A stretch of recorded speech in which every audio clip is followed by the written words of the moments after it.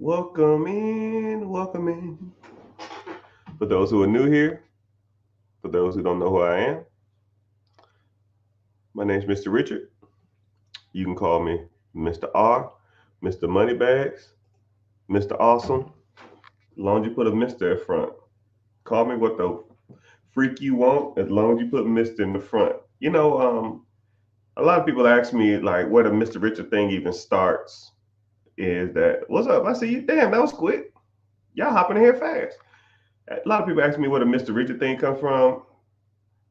One of my I ain't gonna call her my mentees, but she showed me a lot about buying real estate, and she was a loan officer, and she was showing me what's like debt servicing ratios, and I had no clue what the hell that even was. So I'll keep it kind of short. Debt servicing is when you buy a property, and the property's rent pays for the property. So, for example, you buy $100,000 house and the rent for that area is $1,000, but your house payment is $1,200. If your house payment is 12, but the rent is getting is 1,000, then that's below the debt service amount. And so, flip the script. Is this recorded? No. Hey, I see you. I don't like to call people names out, but I'll say, oh, the F 111. So yeah, so it's um, so there's I can't even think now. Someone threw me off. But yeah, so that's debt servicing in a nutshell. And she broke it down. She was like, yo, these houses in these areas, you can buy them and make more money by owning them to rent them out to other people. And I said, show me how it works. And she showed me like certain areas that are good to buy in, areas that are bad to buy in because the debt ratio or the debt servicing was a lot low or high. And then we kind of broke it down. So yeah, it was kind of a cool experience. And then she kind of showed me that. And every time I talked to her, I would call her yes sir, no ma'am, yes ma'am, no ma'am, and I would call her Miss Martha. And she was like, you don't have to call me Miss, right? She's old now, man. She's retired. She's been buying and selling properties for like 50 years or something. She's probably like 90 years old. Her husband passed away recently. I should call her and say this up, but she um she's like, don't call me Miss because it made me feel old. I said, well, it's a respect thing. She said, okay, cool. Well, you call me Miss Martha, I'll call you Mr. Richard. And what happens is she said that, hey, Mr. Richard, I have a person who has a property for sale. Go meet them or go call them, or they'll call you. She said, okay, cool. They'll call me and they say, hey, is this Mr. Richard? And I was like, oh, yeah, that's Mr. Richard.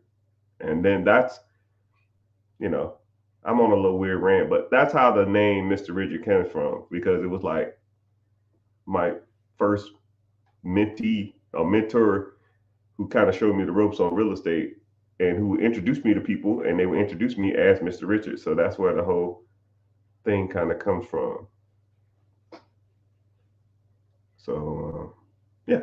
Anyways, how y'all doing? What's going on? I see some people checking in. We streaming live all over social media. We have YouTube's in the house. I really appreciate y'all being there. The number one stunners in the house. What it do though? I see you in there. Instagram got a couple people in here. I see y'all. Let's see where else. The talk has a few people in here, but we streaming all over Facebook, YouTube, Twitch, Instagram, Twitter, and TikTok. So what we're going to do is today we're going to we're going to do just a straight freestyle. You know, a lot of people always want to ask me different questions, so just comment your questions, and I'm gonna do like just rapid fire. I'm as to respect other people's and their questions and stuff like that. I'm not gonna try to go in super full detail. I'll just go kind of hit the subject and then just bounce off. Hopefully, get you pointed in the right direction. But like I said before, if you ever want to get like full details of how you should do some things or how you want to how we learn or how other people have learned from these type of experiences, Link in the bio. Join the free class Wednesday 9 p.m. So somebody said, "What should I do with a saved $1,000?" So $1,000 is good money. I'm not going to try to shun or diss any progress that anybody's ever made, right? $1,000, $100, $50, $2,000. I don't give a damn, right? We all start somewhere. I remember joining the military. I had nothing. I had negative $10,000 and a toothbrush and the clothes on my back. So that let you know where I started from. So $1,000, you can do a few things, and you almost might as well say you have no money, because that $1,000 is pretty much probably revolving currency. It's probably money that you use to maintain your lifestyle. You probably go out to the club or buy something to eat or buy some new shoes or get some car maintenance done on your car, something like that with that money. So it's almost might would be no money. And it's not really a saved. And something else you said too that kind of threw me off is the word save. Don't ever, when you talk around me, we don't, I don't save, right? There's only two things you could be doing with money. You can be spending it or you can be investing it. That's pretty much all it is, right? The money's in your account. It's ready to be allocated to one or two areas. It goes into a pot that you can spend on money on for your daily expenses, or it can be allocated towards investing. I mean, in all honesty, there's really no point even having a savings account. I always somebody said something about Dave Ramsey the other day, and Dave Ramsey says your first baby step should save up $1,000, and I was like, well, why? Or have a savings account? Why? I mean, if you have, I mean, hell, here's a business account right here, you know, with $30,000 in it. There ain't an expense or an emergency that this $30,000 couldn't cover. Most any transactions can be purchased with a swipe. So what are you saving for? Your money. If you need an emergency fund, get a line of credit or a credit card, and don't use it unless it's an emergency. And as soon as you use it, you pay it back the next month.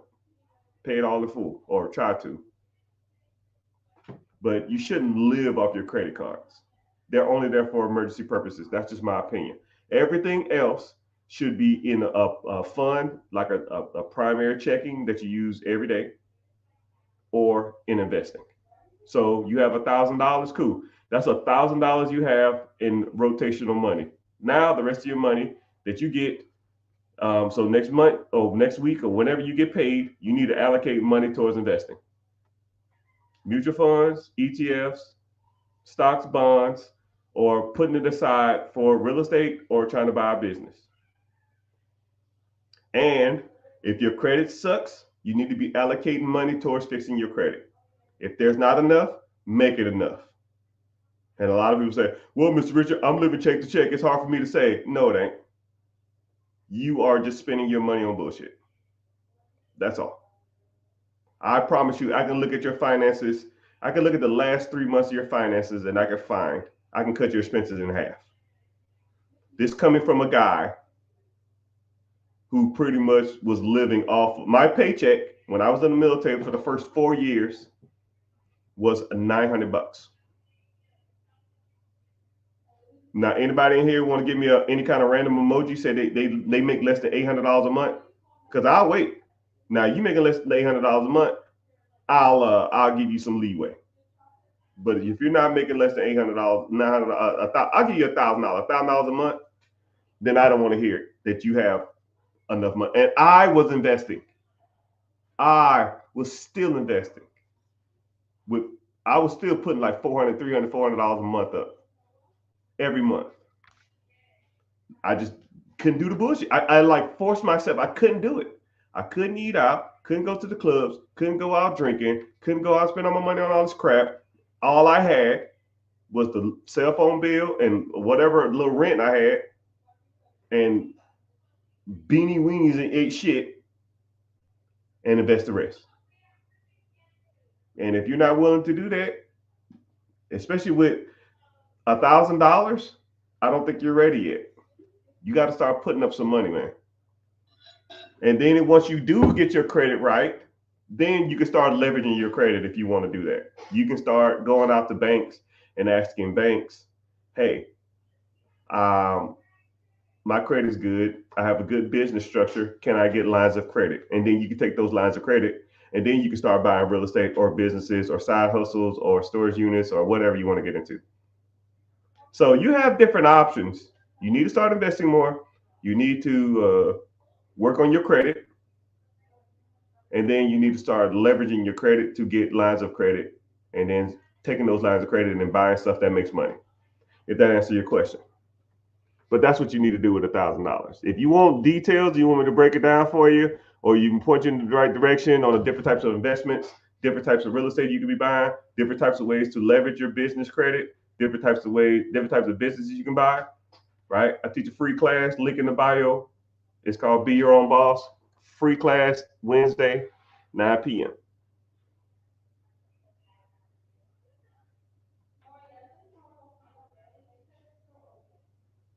Overcome and conquer. What's happening? What's up? Got that thing fired up.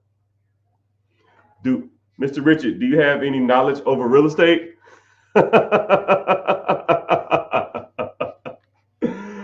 Oh man, there are people out here that think they know what they're talking about when it comes to real estate, but I am a different beast. I've spent countless amount of money, time, effort, and energy kind of perfecting slash mastering real estate. Now, I'm not the best, but I'm a top tier contender when it comes to real estate. So whenever you talk about real estate, you got multiple different ways.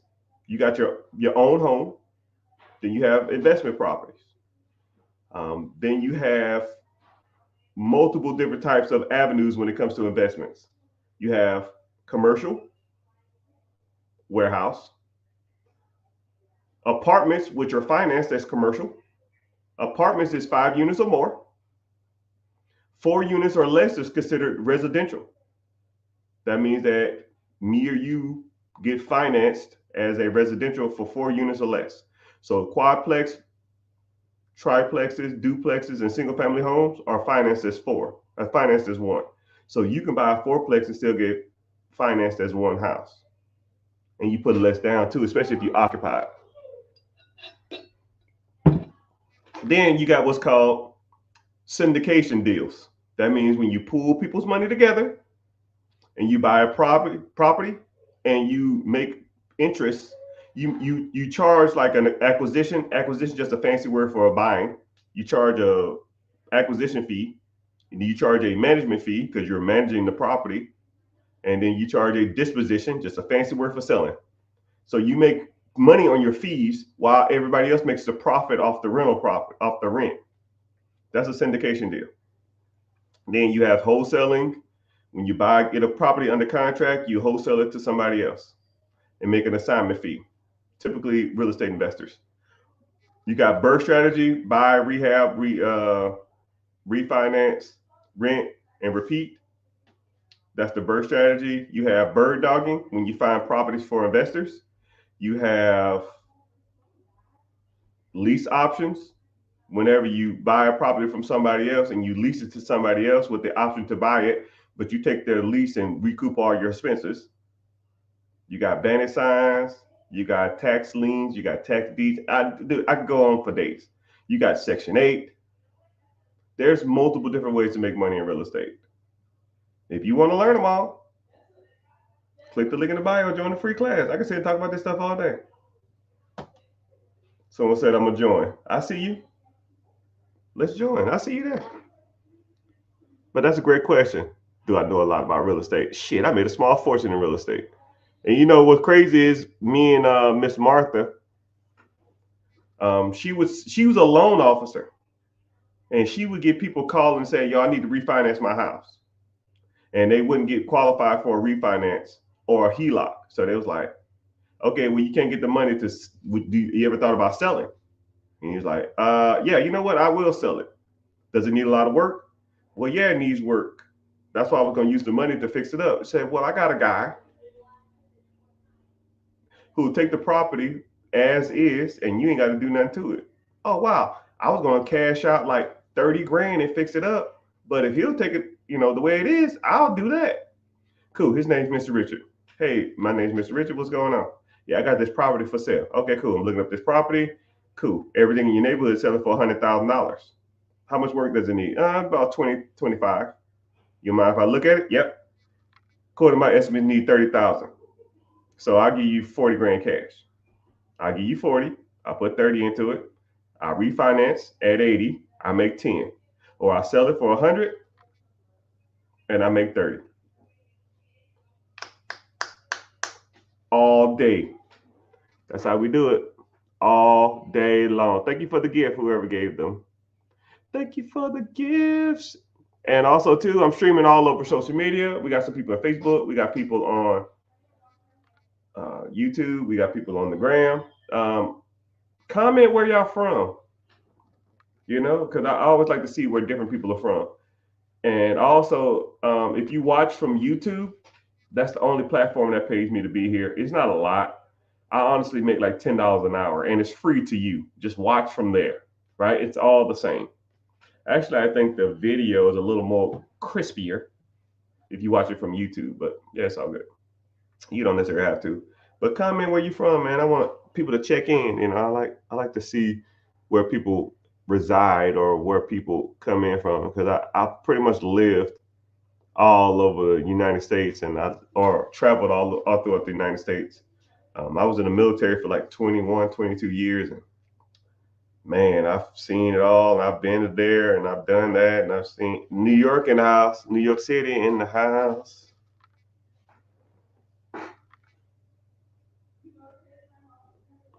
Someone said, is there someone imitating me? Yeah. So if you ever get a message from a profile that looks like me, it's not me.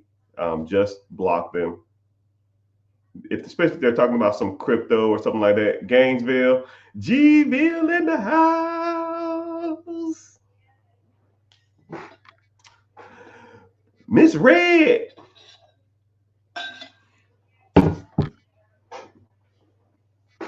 I had an ex in Gainesville. I thought I was gonna marry that woman, but she ended up being crazy.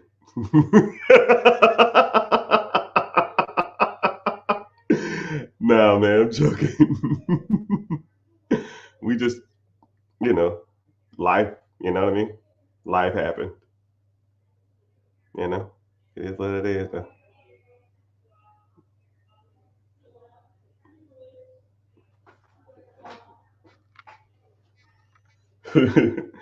Someone said a Diddy party.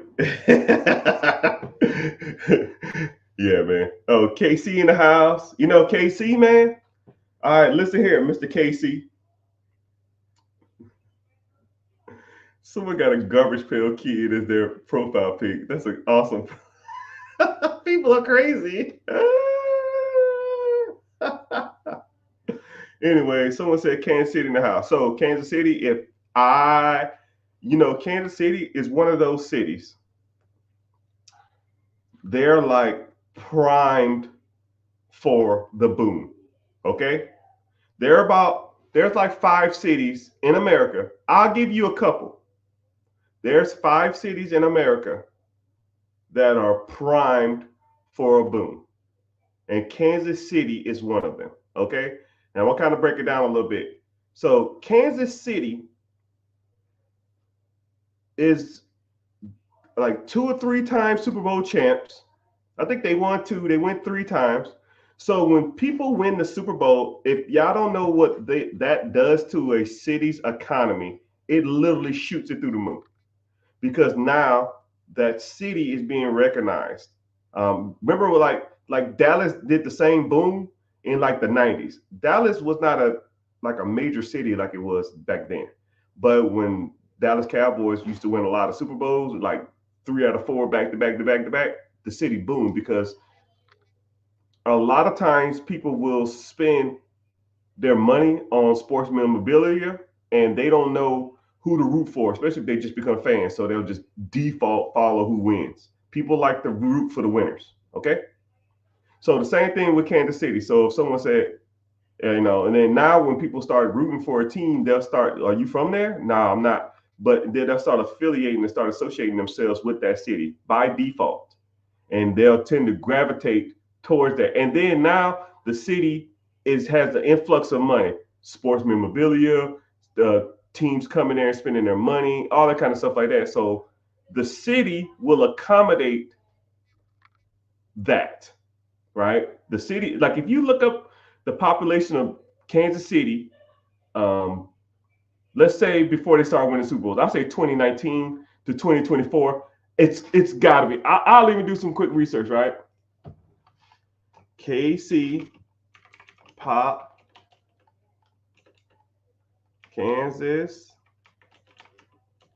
City population growth. All right. So it was 1.9 million in 2019. Now it's 2.4 million. So that city population has grown 500,000 people in 5 years. That's 100,000 a year. So what does that mean? If your city is growing 100,000 people per year, that's on average like 8,000 a month. Where are these people going to live? Where are these people going to work? They need jobs. They need homes. I see you. So those cities have to accommodate those people. So they're giving loans, grants, funding, infrastructure to people, right? So if you was a commercial builder or a residential builder, they're going to cater to your contracts because they got to get people homes. And then Kansas City also just put in a bid for the World Cup. I think the World Cup will be here in 2026 or 2028. I'm not sure. But they're going to play in random cities all throughout the world, all throughout the United States. So I know some will be in Miami, some will be in New York, some will be in LA, some will be in like Houston or Dallas. And Kansas City wants to host some of the World Cup games. To host those type of structures, you need the infrastructure. And then they want to host, and then when the Olympics come, they want to host some of the city, some of the things they want to put in the bid for the Olympics too. To host that kind of people, you got to have the infrastructure. So Kansas City, I'm absolutely right. What do you mean I'm right? I know I'm right. I'm trying to tell you. Shoot.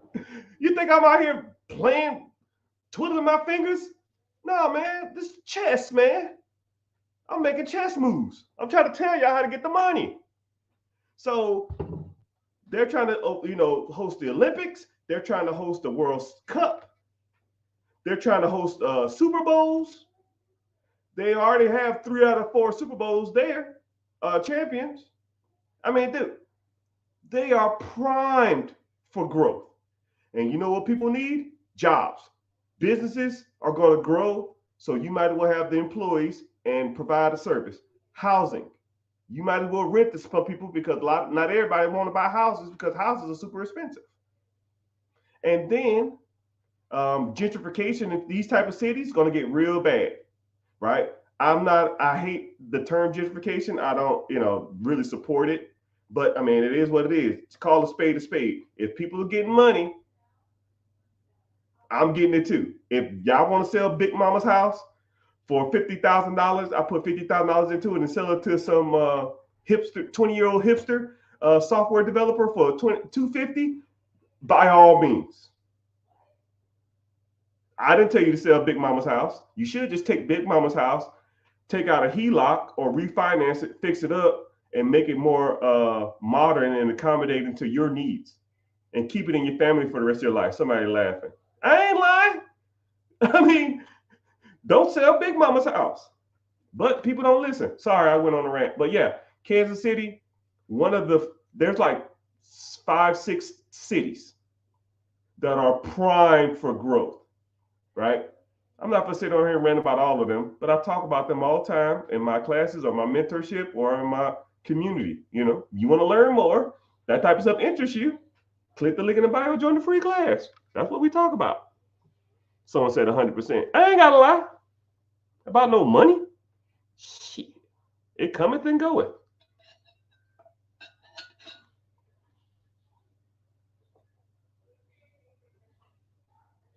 Someone said I like the drip. I like you. No Diddy. All Diddy. I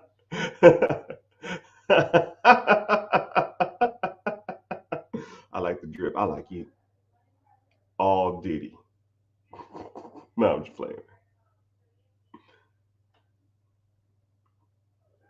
What's happening, everybody? Big P, I see you.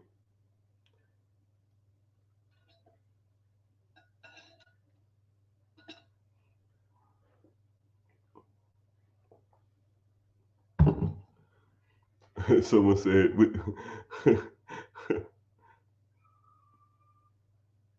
not this, Mr. Richard. Yeah. California in the house, Tampa in the house. How many employees do I have? I don't even know, man. I try not to count. I don't even think about it. It's weird. It's weird. I'm gonna tell you something else too that's weird. Like any type of metrics that measures my success, like I stopped counting. When I hit $1 million, when I was an official technical millionaire, I was 2013 or 2014. I don't remember the year. I remember it was October, but it was 2013 to 2014. I called the missus in, and I was kind of old school, right? I had like ledgers, and I would add up all the money I had, all the real estate I had, all the income I had, all the debts I had, and then I would put all the debts I had, right? And then I would have like a ledger, but it was all on like a computer, but it was all just typing, but I would write it out too. And I did it, and I submitted it for that. I did it like I call it a year in review. I would review all my finances every year, right? And everybody in here should be doing the same thing. You should step back and say, hey, I have this house, I have this car, I have these bills, I have this debt, I have these credit cards, I have this credit score. And you just put it all on a piece of paper. And then set a reminder in your cell phone to come back in a year or 6 months and see if you're progressing. If your credit score goes up, if your credit score goes down, if your net worth goes up, if your net worth goes down, if your debt goes up, if your debt goes down. And a lot of people don't do that. A lot of people just don't sit back and reflect on bettering themselves, right? You need a standard or a metric that you use, and then you build or grow from there. If you have no starting point, how are you getting ahead in life? Like, man, I want to get ahead in life. How do you get ahead when you have no start? Start somewhere. You starting here? Cool. How much money you have? I don't know. Cool. How much debt you got? I don't know. Cool. What's your credit score? I don't know. Okay. Well, you have any assets? I got some new Jordans. I got the new Jordan 11s. Man, you'll get the fuck out of here. I was in a shoe store earlier today, and the dude was like, it was one of those shoe stores where they sell like specific shoes, like really expensive shoes. And my daughter wanted some fours. They were like $300. I said, girl, I ain't paying $300 for some shoes. And she said, I like these too. I said, Concords, man, hell no. I don't like Jordan 11s. Them things suck. And the guy like turns around, look at me like, bro, you don't get the fuck out of here. Man, I'll buy this whole motherfucking store and shut it down and burn all these damn shoes. You better get the hell out of my face with that trash.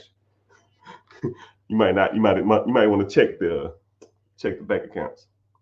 Somebody said, "What was my Savannah in the house, California in the house, New Jersey in the house, North Carolina, Mobile, Alabama, one of those cities. North Carolina, one of those states. New Jersey, one of those states. Savannah is a sleeper. Savannah is like a cheap man's Charleston. And the cost of living almost reflects it too. But that's just me though. But I could talk all day about different cities and stuff, man. I promise you. but I'm not going to do that.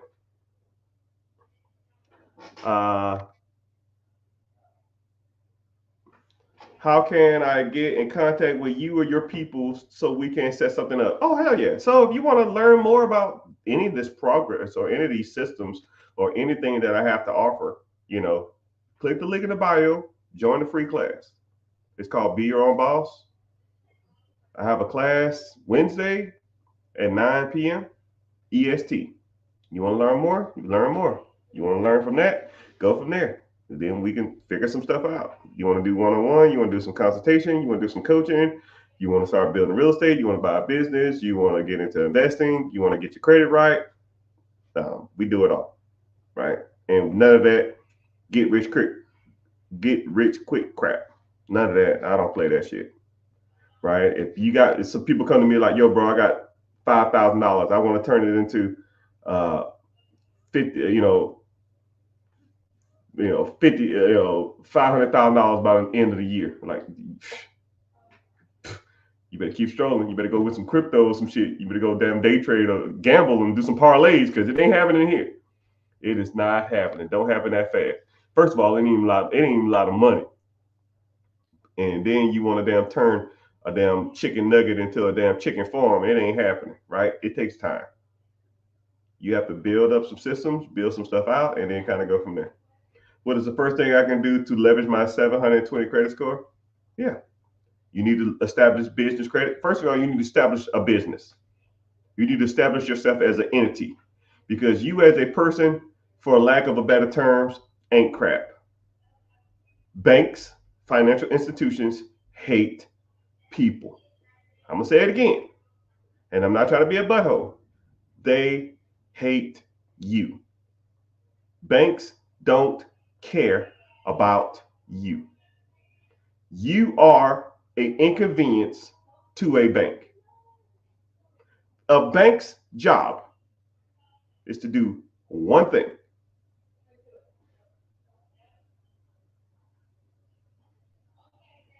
Make money. Okay? Once you understand that, then the relationship between you and the bank, the dynamic kind of changes. Okay? When you know that the bank's job is to make money, then you look at the bank differently. Like, for example, if you went on a date with a guy or a girl and their whole objective was to get money out of you, would you be talking to them sweeter? Would you be nicer to them? Would you be, more willing to even go out with them?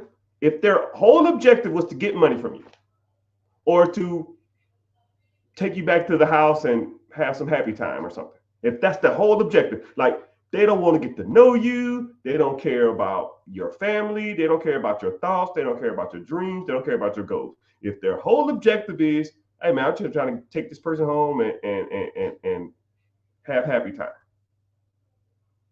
then you can either do one or two things. Once you already know their objective. You can give them what they want, or you cannot give them what they want. But if you give them what they want, in return, you should get what you want. The same thing with the banks. If the bank's objective is to make money, now that I know that their bank's job is to make money, my job is now to make money. I don't want to, how people say, it's so crazy because people's like, oh man, I love USAA. Man, I love Navy Federal. Hey man, Bank of America, they have some great people there. Man, I love Wells Fargo. I ain't never had an issue with Truist, PNC and like, dude, shut up. Their goal is to make money. You're falling in love with a process whose sole purpose is to get money from you. They take your paycheck and loan it out to people like me. You deposit on Friday, I'm getting a check on Monday. Right? Millions of dollars worth of lines of credit here. Millions with an M worth of lines of credit from the bank. Because I know their objective is to make money. How do banks make money? Loans. Loans, fees, and credit cards. That's how banks make their money. That's it. That's all they care about. Loans, fees, credit cards. So let's take credit cards first. You go to the bank, you get a personal credit card, $2,000. I go to the bank and get a credit card, $30,000. It's right here. The card's still in here. I ain't even using it. I don't even care. I just get them because you never know when I'm gonna need one. It's right here. 30,000. Wow.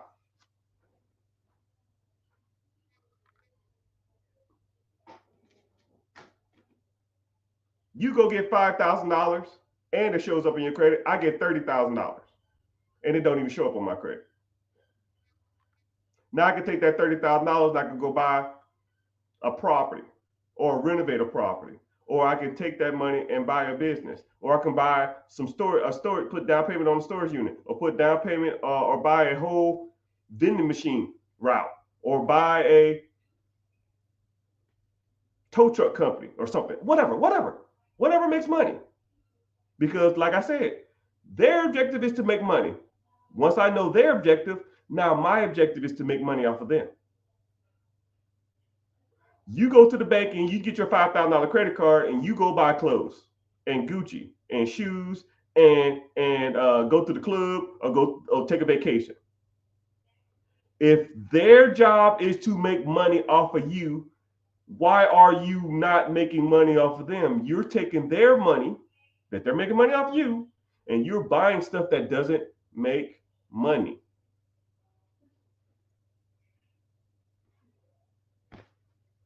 Understand the role, understand the dynamic. It's a give and take relationship. They take from you, I take from them. They take from you, you give to them. Shouldn't be like that. Understand the dynamic of there. Next, fees, ATM fees, late fees, overdraft fees. Man, I had an overdraft fee in 8 years. Right? Their objective is to take their money. I'm not giving them no fees. I'm sure y'all probably out here still sliding and bouncing checks. Fuck that. Next is loans. Car loans, business loans, house loans, personal line of credit loans. Does a car loan make me money? No. So I'm good. Does a house make me money? If you live in it, no. If you rent it out, yes. So I like that loan. Does a business loan make me money? You buy an existing business that already has cash flow, you take the cash flow and you pay off the loan.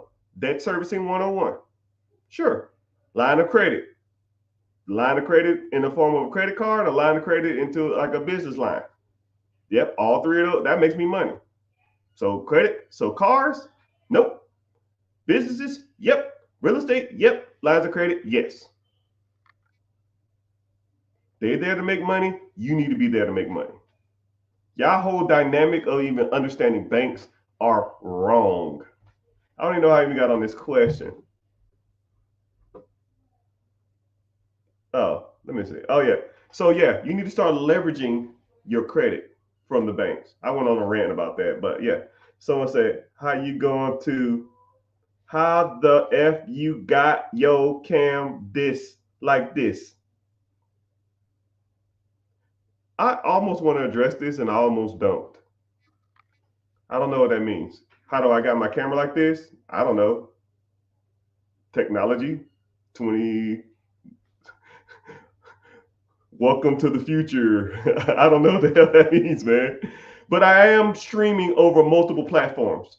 I have a software program where I stream over multiple platforms. So I'm live on 2 Facebook accounts. I'm live on YouTube. I'm live on Twitch. I'm live on Instagram, 2 Instagram pages, and I'm live on Twitter and I'm live on TikTok. So that's how I do it. I have a software program where I take the live stream and put it there and it sends it all out. I don't know what your screen looks like, but but yeah, that's the answer to your question. Should I just carry cash or what? Oh, hold on, let me help you out. Cash Bro, don't even fucking get me started with this cash shit, right? Every time I see a rapper or entertainer or some damn celebrity walking around with wads of cash, that is the most bullish shit I've ever seen in my life. It drives me insane when I see celebrities carrying cash. I don't know. I'm gonna put y'all on some real money stuff. Have you ever tried to deposit or withdraw a large amount of money? Like anything damn near over $10,000, it's like pulling teeth. And anything over $50,000, you got to come back. If I go to the bank right now, hey, this account right here has, I don't know, $600,000 in it. I need $50,000 cash. We don't carry that kind of cash on us. You can fill out this slip and you got to come back. Let's say, whatever day it is, you got to come back in 3 days to get your money. So whenever I see a celebrity or a rapper or entertainer or some shit running around with bricks of money, look at me, y'all. I'm flexing on that. I'm flexing on the gram. Yeah, bro, you look like a fucking idiot. Because how the fuck are you running around with that kind of cash? And then what's crazy is I've been places and I've tried to either deposit that kind of cash or I've tried to buy stuff with that kind of cash, and them motherfuckers will laugh my ass straight up out the store. You ever tried to go to like Mercedes Benz and buy $100,000 car cash? Them mother cluckers will literally laugh you out the damn store. They will say, yo, bro, we can't take this. Nobody's taking cash. And then when people tell me, oh man, that's the street life. That's how they roll. They must have been paid in that kind of money. You know how dumb that sounds? You know how dumb that sounds? It's almost like as dumb as it sounds. You ever watch the movie Ray Charles? The movie Ray? I'll give you a quick synopsis if you haven't. In the 1960s, Ray Charles used to he used to go on tour. But the manager would have to pay Ray in ones, right? He'd be like, yo, man, you owe me $30 in ones. So he would have to stop what he's doing, go to the bank, get $30 in ones, and then take it to Ray so Ray can count it. 1, 2, 3, 4, 5, 6, 7. And after like the third trip, he handed Ray like, hey, my check is $40. He gave him 2 20s. Ray said, what the fuck is this? This is $2. He said, nah, man, it's 2 20s. He said, nah, man, I like to be paid in ones. He said, bro, I'm not fucking going all the way out of my way to go get 40 ones and singles. You gonna have to damn just suck this shit up. That's the same thing I see in today's age. What if the person got paid in cash? Who the fuck's running around with $10,000, $20,000 in cash? Who? No one. And if a celebrity says to me, hey, Mr. Richard, I want to come on your platform. I want to do an interview. Pay me $10,000 cash. I was like, you know what? You can piss off. I'm not fucking going to no bank and ask for no $10,000 cash. Get the fuck out of here. That's just, get out of here. That shit don't even make any sense. $10,000 cash? Now I got a damn, and every time you do a transaction over $10,000 at the bank, it sends a notification to the FBI and to the IRS. So now I'm going to get audited because some fucking rapper wants to be paid in cash so he can flex on Instagram in front of some damn his honeys and his posse. Get the fuck out of here with that shit. That shit is fucking stupid. It makes no sense. And you're not going to sit here and convince me or tell me otherwise.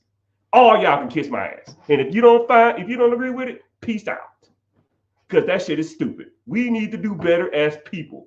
Instead of running around trying to flex all our damn money on Instagram, buy these big ass, stupid ass chains, trying to get the latest and greatest of all this other kind of shit, And then the bad part about it is it's all trash, right? Don't even get me started. Y'all gonna get me upset. Y'all gonna get me upset with that shit.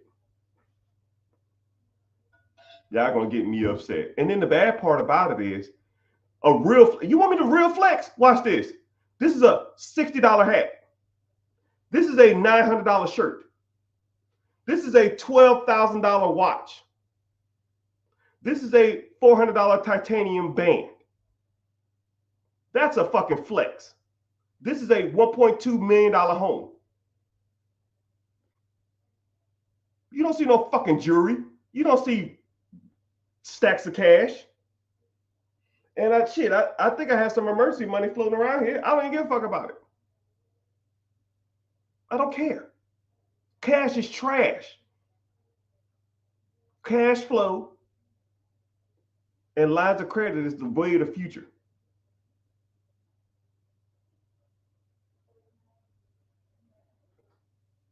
You think I'm running around here with $10,000 damn necklaces on? You know how dumb that shit looks? It's a psychological thing. People have to show their wealth to people to be validated. If you really want to get to some history and some knowledge, you can use my Harvard education and kind of show you what y'all really damn showing all y'all damn wealth off for. Because after slavery was abolished to differentiate the poor Negroes and Negroes with class, they had shoes. Really, really broke people didn't have shoes. And really, really rich people or had their papers or who was free had shoes. That was one of the deciding factors on the wealth class. And then there it starts. A lot of people say, well, why the fuck we put so much emphasis on shoes? Maybe it was indoctrined from slavery, right? Maybe we have to one up each other just to show that we have success, or maybe that we are not better off than others. I don't fucking know why we put so much emphasis on shoes and jewelry and all that kind of shit like that, right? But I can almost revert back to Jim Crow laws and stuff too, but I'm not gonna get into it. Let's just say we need to quit. What should one keep their money in? Real estate and businesses and investments. Your money should be making you money every day, all day while you're sleeping. If you woke up and your bank account was the same amount it was yesterday, you are messing up. You know, a great quote. If you're gonna go to bed broke, you shouldn't have took your ass to sleep.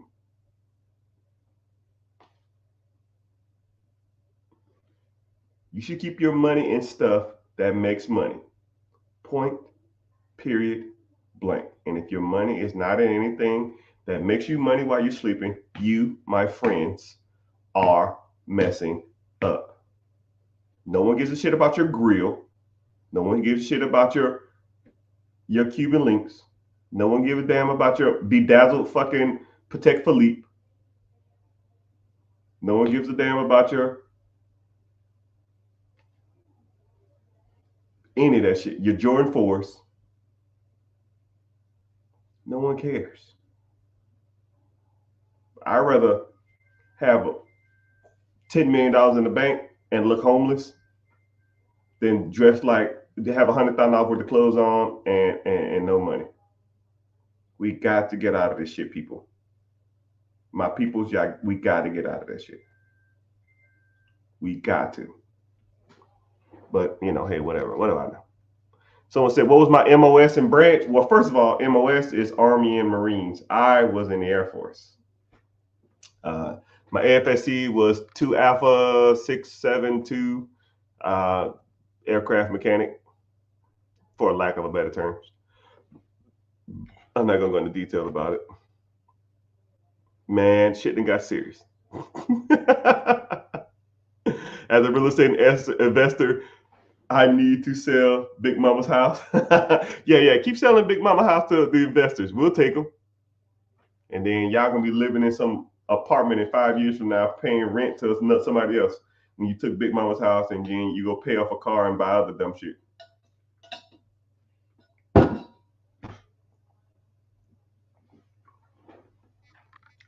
And someone said, well, you keep your money, it damn sure ain't in damn jewelry. Right? So is buying jewelry an investment? Help me out. Is buying a grill an investment?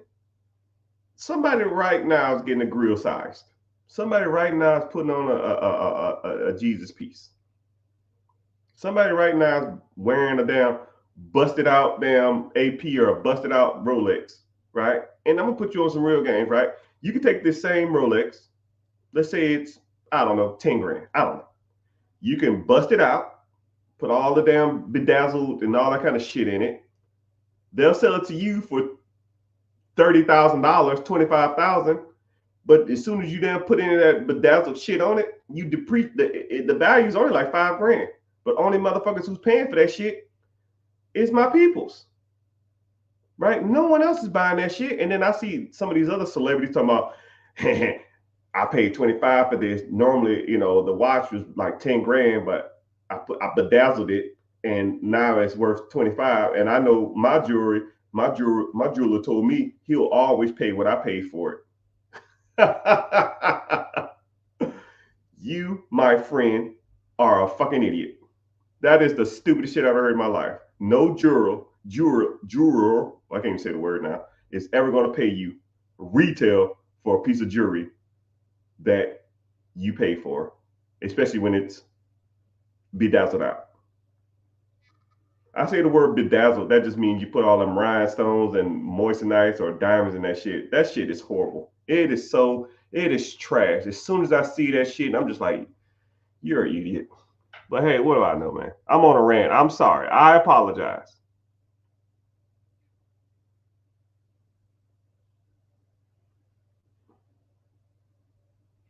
Someone said the best way to invest $30,000. I would do a couple things. One, work on my credit, and then I would deposit the $30,000. Let's say you had $30,000 into your checking account. If you invested $30,000, then if you put $30,000 into a property, then the $30,000 is gone. Put you on some more game. Let's say you put $30,000 into a brokerage account or to a ETF or a mutual fund or index fund. And then now that account is drawing interest, you can go to the bank and you can take a loan out against your stocks. It's called a portfolio loan. So a lot of people don't even know that's a thing. How do you think rich people buy shit? You think Jeff Bezos or Elon Musk or Mark Zuckerberg sell their fucking stocks in their company to buy a house? No. Because if you sell stocks, it's called a taxable event. If you sell some of your stocks, you pay capital gains tax on those stocks. So what really rich people do, or just regular rich people like myself, you borrow against your portfolio. Debt is non-taxable. It doesn't trigger a non-taxable event. So if I have, let's say, $10 million in an account, and I go and say, hey, I want to borrow $9 million, they're going to give me a line of credit for $9 million. Now I take the $9 million, my payment on $9 million is probably going to be $100,000 a month or something. But let's say I bought a business or I bought some real estate and the profit from that is $200,000 a month. So I take two, I give the bank back one, and now I keep one, $100,000 profit. I made $100,000, the bank got their interest, and then my portfolio of stocks is still drawing interest every year for the rest of my life. That's how the rich get richer. Not taking your cash and go buying some dumb shit or go buying something and trying to make it work. That ain't how the game works, man. That's just one technique, right? But we could talk about those type of techniques all night long, all night long.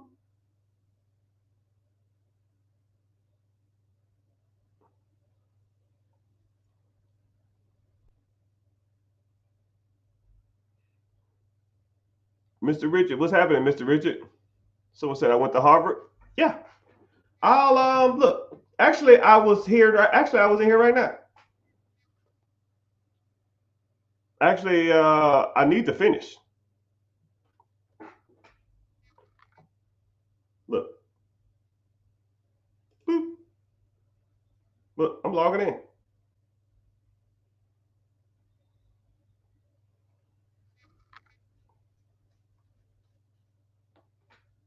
My account, my dashboard, my account, Richard, my account, Harvard, right there. Financial aid, past classes, all of that. Yes. I went to Harvard. I'm technically still in. I have I haven't even finished my program, but it's almost like it's like going just to go. It's just a money grab, man, and it's so annoying. It's like only reason I would finish just to say I did it. I don't need that. You know what I mean? But it is what it is. But every once in a while, people always ask me about Harvard and stuff like that. To me, it's kind of easy. I mean, I sit here and talk. I talk college level slash master's level slash doctorate levels understanding of money to you guys damn near on a daily basis. I mean, all I'm doing is pretty much as soon as they give me a project, I just put my phone on speaker and I speak into the phone and I can do my discussions comically easy, you know. Someone said, what would I be without my military experience? Homeless, man. The military is the best and worst thing I've ever done in my life. But you know what's crazy about the military is? The military is like the bank. Understand why you're there. Your job is like the bank. Understand why you're there. Don't give them any more than they deserve and give them just enough so you don't get in trouble. Right? Every other minute of your day should be devoted towards making money. Your job is going to use you for everything they can, right? Use your job for everything you can. When I was about year 8 in the military, I realized that this is cool, but this ain't my life. My objective is to be well off. I think I'm smart enough. I have the means, the capability, and the attitude to do it. And I just, from that moment, the military wasn't my priority no more. And a lot of people, when I was in the military, would like give me crap for not like, you need to be more gun ho. I was like, no, I'm good. Like, dude, you can have this shit, right? I'm not gonna break my neck. The military don't give a damn about you. And as soon as I got out, nobody, one person I knew reached out to me, right? The military kind of don't. They don't give a damn about you, right? You just a number. And if y'all don't care about me, why should I care about y'all?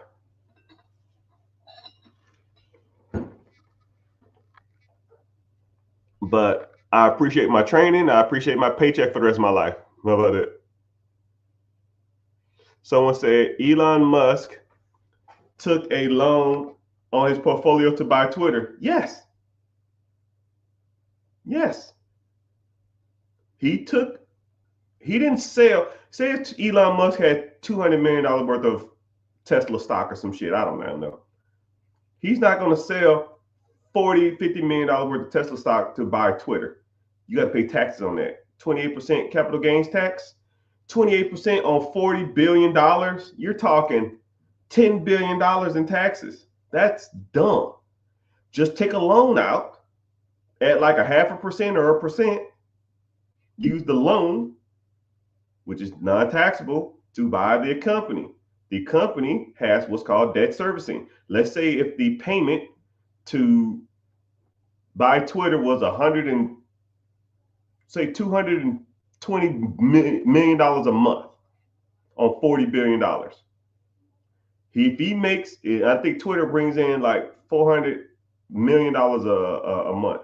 So if they bring it in $400 million, your payment is $220. He literally is making $180 million a month with Tesla. It's crazy. It's nasty work out there. It's nasty. And that's how you do it, my friends. You don't use your money, use the bank's money. Why the hell are you using your own money? That's dumb. Once you understand that, then you kind of can have a better appreciation of the game. What is the first business that you started? It's kind of weird. I started the real estate company first, but I didn't know what I was doing. And then by default, I started the property management company, but I didn't know what I was doing. But, then it was kind of downhill from there. Not really downhill. It was just easier. It's kind of crazy. Once you already know for like getting shit done and people loan you money and you pay it back on time and you pay it with interest and you thank them for their They're loaning you money, and you say at any time, and then they're like, "Yo, man, I gave you, you needed $40,000 for this house, and I gave you the $40,000, and then 2, 3 months later, you gave me 45,000 back. Shit, you need any more money? No, not now." And then now people just pretty much beg me to take their money. I get freaking 40 emails a day talking about, "Yo, man, I got some money. You need some money?" Nah, man, nope, don't need any money. "You sure, man? I got money for you." Like, no, I don't need no money, man. Leave me alone. But that's just the way it is. But that's the answer to your question. Was the first business I started was the real estate company. I didn't know what I was doing. I was buying houses and selling them in my name. Then I said, "Yo, I need to get a business structure," because I watched some YouTube video and some guy said if someone hurts themselves on your property, they can sue you and they take all your properties. I said, "Okay, cool." I started. Every house I bought after that, I put in the LLC. I didn't know how to structure the LLC. I didn't know how to name the LLC. I didn't know how to damn go about doing it. I just know that I had to do it, and I just figured it out. So, kind of school of hard knocks stuff. Someone said it sounds like the penitentiary. Yeah, it has its ups and downs. Somebody right now waiting next to pay for their grill. See? Oh man, grills. Get out of here with that shit. Floyd Mayweather thinks he's doing something walking around with a bag of money. Yeah, and he's an idiot. Floyd Mayweather, I'm gonna tell you something. This is what's crazy. Floyd Mayweather's whole personality revolves around money. It's crazy. It's almost like I'm trying to think of somebody else who's like that. It's like if they're not flexing how much money they have, then they have no personality. Like, talk to Floyd Mayweather about anything. Listen to him talking about anything other than money. You go to his Instagram. Next, I got this new Jacob and Coach. I got $100,000 in the bag. I got 7 of my new cars. I'm on my new private plane. I got a new watch. Bitch, didn't you just say that 4 posts ago? Cool. I just got a bag full of money. Didn't you just say that 4 posts ago? Hey man, I just got this new house. I guess that's different. Yeah, I'm on my private plane going to motherfucker, bro. Give me some substance. Talk about something other than money. His whole personality revolves around money. If that motherfucker woke up tomorrow, he was broke, he'll kill himself. All he talks about is money. Has no personality, has no merits, has no drive. I don't even hear him talking about being motivational, right? I see him every once in a while. He'll say stuff like, "I'm up here early in the morning working out because I want to be the best." Some of that stuff is cool. I give him that type of stuff. But for the most part, it's always him buying something expensive or having something expensive. "Hey, y'all, let's go look at I got $30 million worth of watches here. Let's go over here and look at them." No, bitch, block. Like, I don't give a shit about that. He does it for advertisement purposes. Okay, cool. Besides his gyms, which some of them are closing, what do Floyd Mayweather advertise? I'll wait. Now, I'm on social media just as much as you guys. Floyd Mayweather, Mr. $300 million, $500 million, Mr. Businessman, Mr. Motivational Speaker Man. What promotional product does Floyd Mayweather promote? I'll wait. I'll wait. I'll put it like this.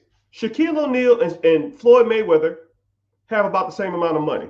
Now, Shaquille O'Neal endorses Five Guys, The General, Geico, Athlete's Feet.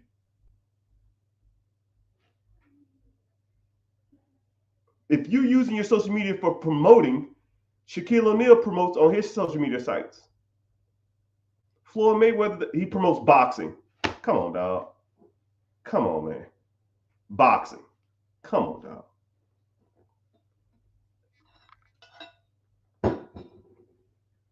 Let me guess. The Canelo fight? Nope. The Tank fight? Nope. Or the Ryan Garcia fight.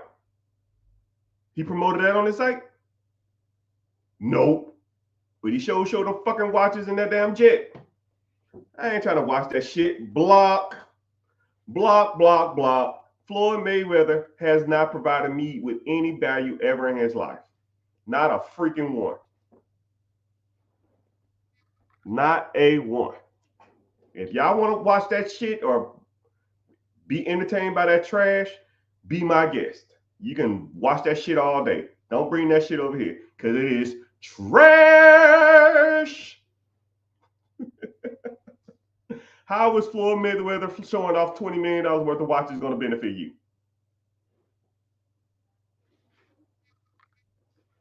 And the fucked up part about it is how Floyd Mayweather promoting his fights is going to help you. Are you going to pay for it on pay-per-view?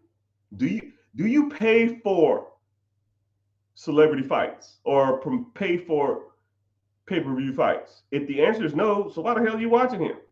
To watch his jets? To watch his cars? I think y'all need to reevaluate the type of people y'all idolize. That's one of my problems with social media, right? That's why I talk shit about people, because we worship and idolize the wrong people. I don't want you to worship anybody. Don't worship me, right? If I fuck up, call me out. But what I will give you this. You ask me a question about money, I won't refer it back to things that I bought. It's going to be things that I want you to have, right? This is not a me problem. I don't get on social media just to talk about me. I'm here for you. When you have people like that, their social media is for them to show the world he needs validation from the world that he is a success. Things provide him value, not you. The things he shows off to the world, and you tell him, you're the king of it. You're the boss. What's happening, man? I love your drip. You give him that validation, and you just boosting his ego. Floyd, we know you got fucking money. Stop it. Get some help. I watched a video the other day. I think it was Carmelo Anthony. He was in front of like an all-black Range Rover, an all-black Rolls Royce with $10,000, like $30,000 in his hand. Bitch, grow up. What the fuck? You're a 40-year-old man running around with $30,000 in your ear. We know you was in the NBA, my guy. We get it. I can Google your contracts and see how much money you made. Hell, I'll take half away of that just because you spent money on stupid shit. Let's say if you made $150 million in your lifetime, Mr. Carmelo. You made $150 million in your lifetime. I'll give you half on dumb shit, right? That still should put you at 75,000. You know what? Fuck it.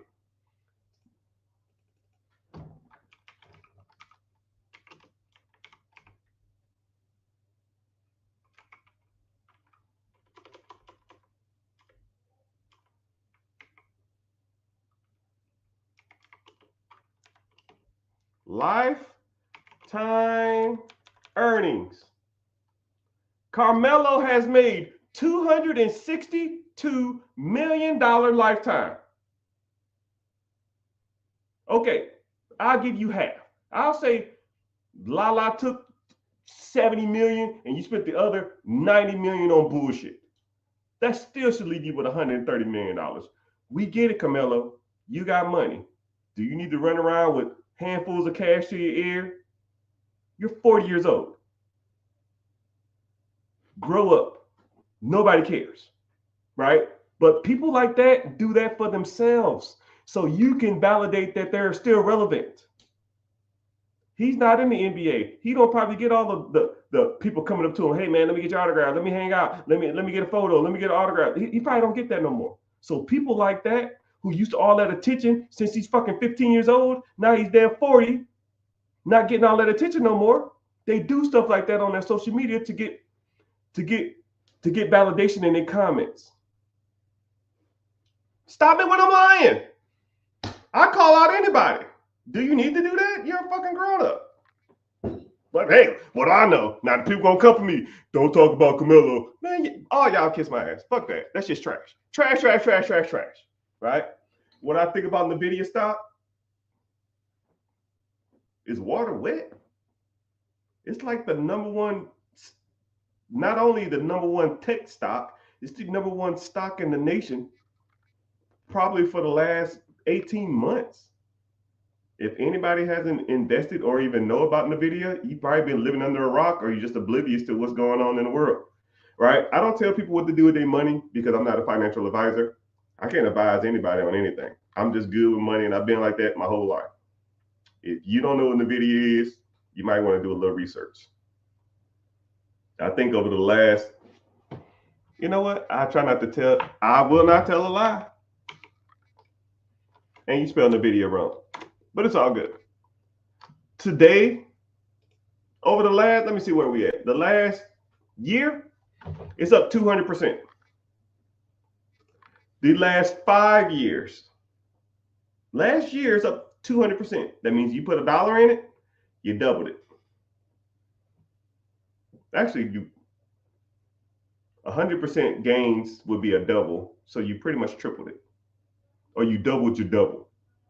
It's kind of a weird concept. So if you put $1 in, you would double your double, so 200%. Over the last 5 years, it's up 3,000%. 3,000%. There isn't nothing like that. Someone said, I see the new Meta stuff. Man, screw Meta. Meta's okay, if that's what you want to do. No, I'm not into that crap.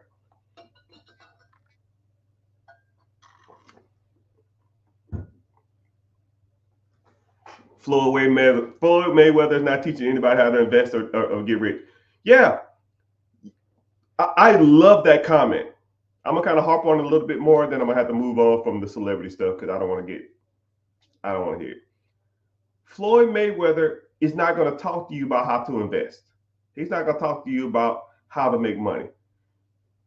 He is an entertainer. Subcategory, a boxer. He can talk all day about boxing, but not everybody, 99.9% of all the people who listen to him about boxing cannot replicate that. Okay? We can't replicate being a great boxer. We just can't do it. So when he talks about that, nobody want to hear that. But he'll talk about jewelry and gold and private jets and shit all the time. We don't care about that. Right? We're done with that. This the new wealth here. He can't teach you how to invest his money because he does not know how to invest money. He might got some smart people on his team, but he don't know what the fuck he's doing. He doesn't invest money into stuff and see how it goes up and down. His team probably can sit there and talk to you all day about it. He can talk about how he made his money, not how to make money. And that's where the divide is with, and that's why I don't idolize celebrities when it comes to money. Right? Oh, Jay-Z's a mogul. Jay-Z's a great businessman. No, Jay-Z's a fucking great rapper. Now, can you rap like Jay-Z? No. So why the hell am I listening to Jay-Z about how to make money? Kevin Hart's a mogul. Kevin Hart's a great businessman. No, Kevin Hart is funny. Why the hell am I listening to Kevin Hart on how to make money? No, he can tell me how to tell jokes, but he's not going to tell me how to invest. Example, he opened up some vegan restaurants and them shits closed down.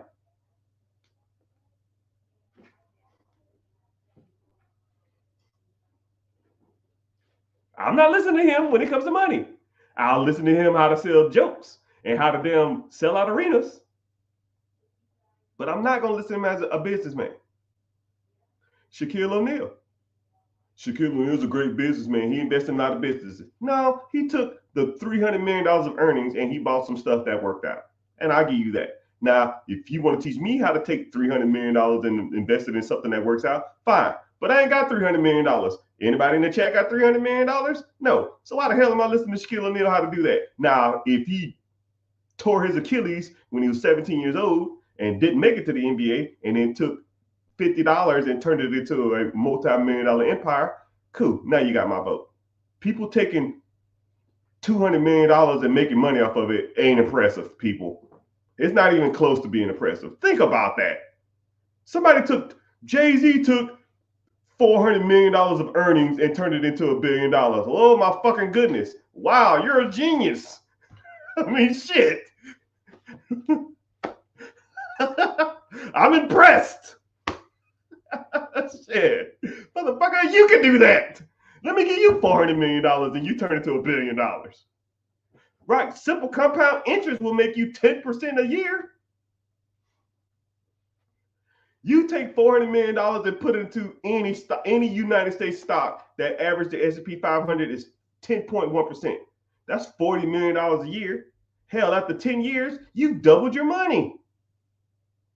He's a genius. I don't get it, man. Y'all got to quit with that shit, man.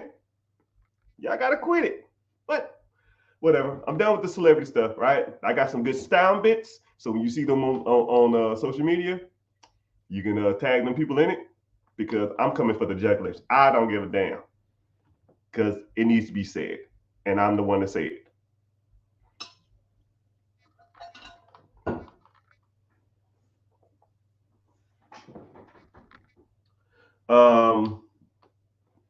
What's wrong with putting NVIDIA? So one thing about NVIDIA is an individual stock. You ever heard the expression, never put all your eggs in one basket? NVIDIA is cool and NVIDIA has high potential, but NVIDIA is one stock. If you're going to invest, in my personal opinion, you should always be diverse, right? If you get into a mutual fund, an index fund, or ETF, you are diversifying the portfolio, right? If you get into a S&P 50 stock or ETF or something, you're investing in 50 different companies. If one of those companies fall off the list, then another one will replace it. You are automatically diversifying. You don't have to watch it, right? I'm like, I set it and forget it. I don't know if y'all remember the rotisserie cooker when y'all was kids, right? You put the rotisserie chicken in it. What was the slogan? Set it and forget it. That's how my portfolio is. I put money in it. I thought about it. I put my money into it and I let it ride. And we're out. Right? I'm not going to be sitting here, oh man, let me track I have a stop loss and all options and the future calls. And man, I ain't got time for that shit. Right? No, I got time for that. So I don't do that. I don't really sit back and watch and do that type of stuff. What can I do with good credit? So a lot of people always ask about credit. So one thing about credit is to get into credit, you have to understand credit. And to understand credit, you got to understand what good credit is. A lot of people don't even know what good credit is. A lot of people think they know what good credit is. Hell, let's do this. What credit score do you feel is a good credit score? Okay, let's do that. Because a lot of people say, yo, man, what can I do with good credit? Okay, well, what is good credit? What can I do with a large amount of money? Okay, well, what's a large amount of money? What I need to be rich? Well, what's is rich? You know, once I ask this question, the comments are going to get crazy. Hey, I see you, man. Damn, you have you look like a European model. Got this long hair, man. I ain't had hair in 12 years. Some people said 750. Somebody said a 680. Somebody said a 800. Somebody said a 700. Somebody said a 650. Somebody said 750 or up. Somebody said nothing less than 820. Somebody said at least a 750. Somebody said 700 better. So, what's that tell you? Everybody's wrong.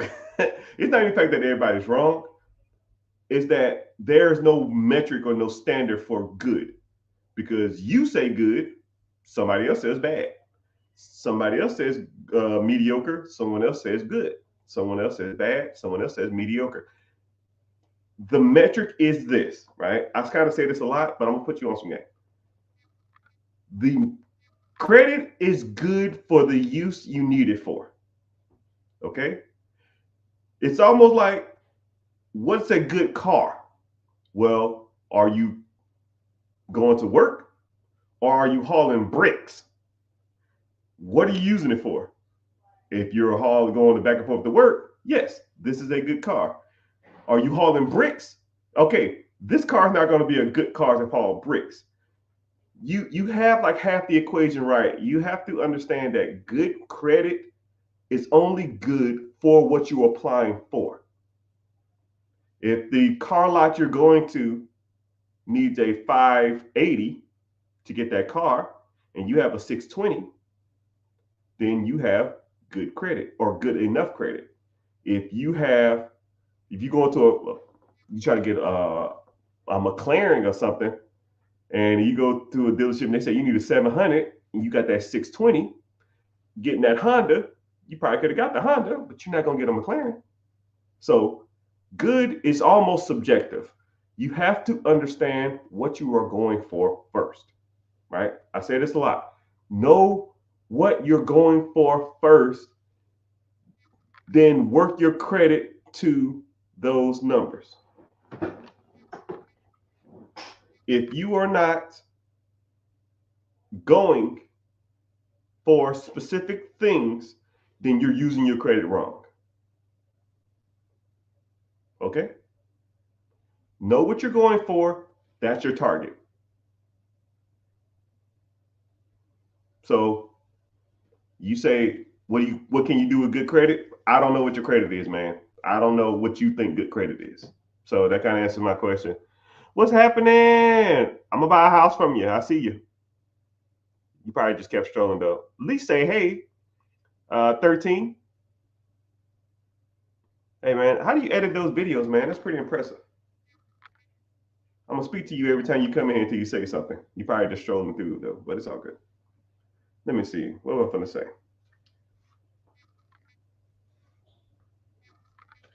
But yeah, so I'll kind of give you a quick little overview of that, and then um, I'm gonna probably head on out. I got some stuff to do. So a 520 is the standard for most credit, right? Anything over 580 is your starting point of credit. 580, you can get entry level credit cards and approved for a fair amount of cars.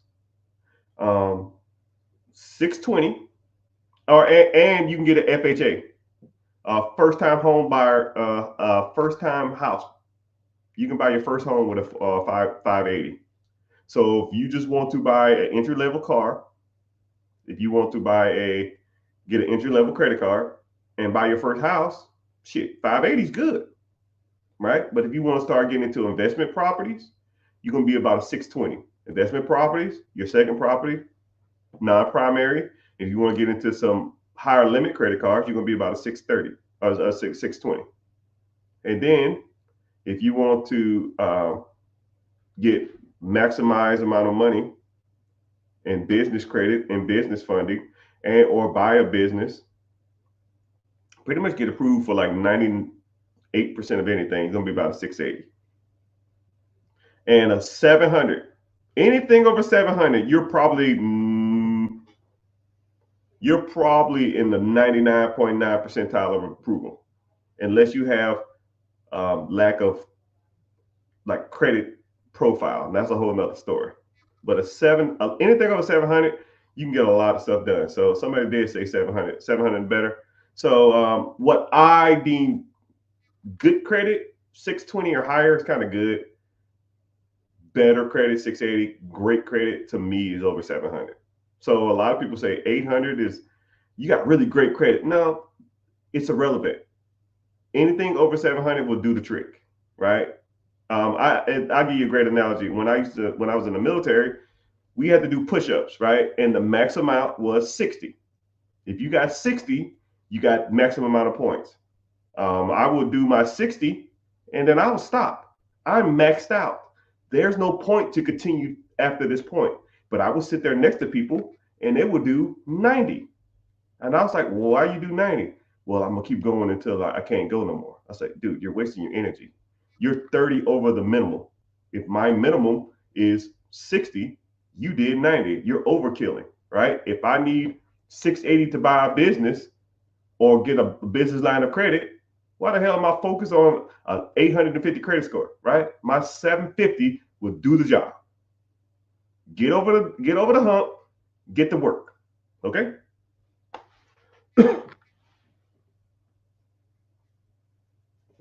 But yeah, so I hope you found value in this. Somebody just commented, just go, Santiago. You're a little late though, but glad y'all came in. Follow me on YouTube. Make sure you turn that follow button on. You get your notifications on every time I post. I post a lot though, but it's like a default post. But you can always see when I'm live. Um, Thank you for watching. And do you need an LLC to rent Section 8? No. I would have one though. But if you want to learn more about that, click the link in the bio. I'm talking about real estate, buying businesses. Link in the bio called Be Your Own Boss. The class starts Wednesday, 9 p.m. EST. Okay? 9 o'clock EST. Link in the bio, join a free class. And you can learn more about these processes, your credit. You want to get your credit repaired, you want to get your credit fixed, you want to get business credit, you want to buy businesses, you want to buy real estate. The whole shebang, you want to invest, ETFs, mutual funds, brokerage accounts, all that shit. We talk about it, right? I hate to cuss, sorry, auntie, but that's just my natural status to profanity. You know, they say people who cuss are smart. I guess I'm a genius. Ah! Make sure you follow on all social media. And later, dudes.